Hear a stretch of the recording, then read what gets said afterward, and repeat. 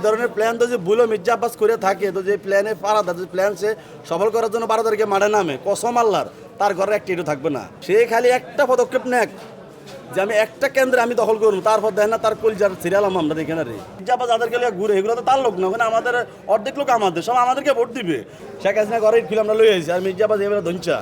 সে আমরা বিভিন্ন মাধ্যমে শুনতে পাইতেছি সে নাকি মির্জা আব্বাস 50,000 বোরকা অর্ডার করছে। এই বোরকা কারা করাইব? ওই যে আপনার যুব দল বিএনপির বিভিন্ন সন্ত্রাসী ক্যাডার করে পড়াইয়া বিভিন্ন কেন্দ্র দখল করবে। সে যদি কেন্দ্র দখল করতে না পারে তাহলে বিভিন্নভাবে সে গোলাগুলি করে হচ্ছে নির্বাচন বানচাল করে দেওয়ার জন্য করে দিবে। সে হচ্ছে এখন হয় সে কেন্দ্র দখল করে নিবে, তা না হলে সে নাকি নির্বাচন বানচাল করে দিবে। এই ধরনের প্ল্যান মির্জা আব্বাস করতেছে। তো এই ধরনের প্ল্যান তো যে বুলো মির্জা আব্বাস করে থাকে, তো যে প্ল্যানে পারাদার যে প্ল্যান সে সফল করার জন্য 12 তারিখে মাঠে নামে, কসম আল্লাহর তার ঘরে একটা ইটও থাকবে না। তার প্রত্যেকটা কর্মীর মাজা ভাঙিয়ে গেলামও যদি খালি একটা কেন দল করার দুঃসাহস দেখায়, একটা কেন দখল করবো, তাহলে দেখবেন তার খেলা কোন লেভেলে চলে। মির্জা আব্বাস এখনো বুঝতেছে না খেলা যে আসলে কার ভাষা কার টেবিলে, সে এখনো বুঝতে পারতেছে না। সে মনে করে অস্ত্রের মুখে ক্ষমতা যাইব, অস্ত্রের মুখে আমরা দমন করিয়া লাগবো না। আমরা একটা বুলেট অ্যাটম বোম, সে খালি একটা পদক্ষেপ নেক যে আমি একটা কেন্দ্রে আমি দখল করবো, তারপর দেখেন না তার কলজার সিরিয়াল আমরা দেখে না রে। আপনারা ঝুঁকিপূর্ণ কোনো কেন্দ্র দেখছেন? আরে সবগুলো ঝুঁকিপূর্ণ মিয়া। এখন এই সে সব কেন শুনেন, সে সব জায়গায় মাস্তান বাহিনী সে ফিট করে রাখছে। একটা আসন সে যদি খালি আমরা জামিলার কথা শুনি তাইলে বুঝবেন যে আমরা ঘটনা ঘটাই দেবো হেরে।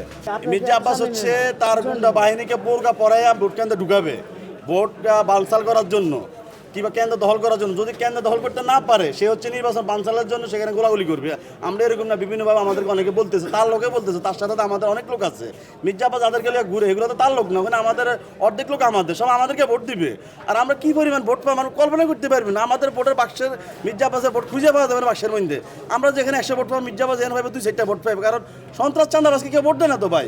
মির্জা আব্বাস হচ্ছে চিহ্নিত সন্ত্রাস, মির্জা আব্বাসের চিহ্নিত একটা চাঁদাবাজ। এই চাঁদাবাজে কে ভোট দিব ঢাকা হাটে? আপনি দেখেন ঢাকা হাটে যত সমস্ত অপকর্ম মির্জা আব্বাসের নেতৃত্বে তার লোকেরা করে। নাসির পাউডারি এলাকার ফ্রেশ লোক, ইয়াং জেনারেশন লোক, ভালো লোক, তার নেতৃত্বে শেখ হাসিনাকে ঢাকা থেকে বিতাড়িত করছি আমরা। আর মির্জা আব্বাস তখন তো শেখ হাসিনার সাথে কোলাগুলি করতো, গণভবনের সাথে সে লিঙ্ক কাট রেখে সে যে ব্যবসা তার পরিচালনা করতো। এখন আমি স্পষ্ট বলে দিই ভাই, মির্জা আব্বাসরে বলে দিবেন সে অতীতে যা অপকর্ম করছে, যা কিছু না করছে, ভোটের দিন যদি একটা কেন্দ্র দখল করার চেষ্টা করে তার ঘরেই থাকবো না। তার কোনো কর্মীর মাজা ভাঙি গেলাম, একটা জেয়ার বা মাজা ভাঙি গেলাম, সব কথা শেষ, কথা ক্লিয়ার। আমার পরিচয় আমি হোসেন মোহাম্মদ আনোয়ার, আমি জাতীয় শ্রমিক শক্তির একজন সংগঠক, এনসিপি। দেশে দেশে সবার সাথে দ্য নিউজ।